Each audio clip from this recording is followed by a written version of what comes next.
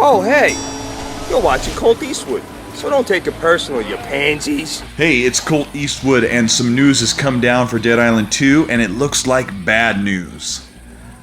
Steam has removed Dead Island 2 from their storefront page, and all description and tags have been removed from the site for pre-orders for the game. How bad is that news? Well, not too bad, because you can still pre-order the game through G2A on their site. They're still showing it for a Steam global key. But, we haven't heard much about Dead Island since about March of this year. We knew Sumo Digital had been hired by Deep Silver to redevelop the game.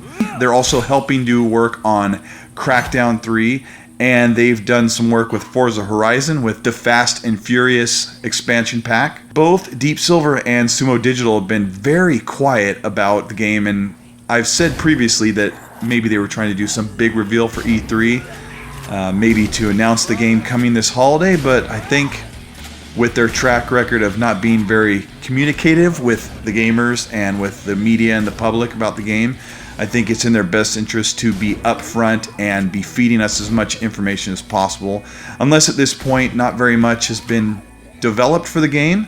With a little bit of research, I was able to find out that Sumo Digital in early May had sent a call out to all animators to come work at their studio. I don't know if that's for some upcoming work. If they're looking for work on Dead Island 2, that means they haven't gotten very far. So I dug in a little deeper and I went to sumodigital.com, and it shows Dead Island 2 as TBC under the release date, but that means to be confirmed. I went over and looked at their development on Crackdown 3, and that also says TBC, and we know Crackdown 3 is not in any danger of being canceled. Looking on their Twitter page, on May 17th they replied and said, "Dead Island 2 has not been canceled. It's still in development at Sumo Digital Ltd. And we cannot wait to show you guys." Smiley face!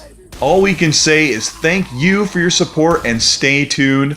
Heart-shaped emoticon. So everyone knows that E3 is coming up in the next week or so. So I'm assuming we'll see something. Hopefully this time we'll see gameplay of the retooled Dead Island 2. We can safely assume that it's probably not going to look anything like this footage here you're seeing. You'll get a lot of replies of people saying, "I'd rather have a game delay than have it come out crappy." Now, the strange thing about Dead Island is Dead Island 1 was quite a bit buggy and wasn't a really polished game, but a lot of people really enjoyed it. And I think Dead Island 2 falls under this strange exception where why don't they just go ahead and release the game this holiday as is? Send out a couple patches a little bit later while we can play the game, because they never end up polishing a game so well that it turns out to be a masterpiece. So in a game like Dead Island 2, which is pretty campy to begin with, why not just release it as it is and send out the patches that will fix stability and tweaks?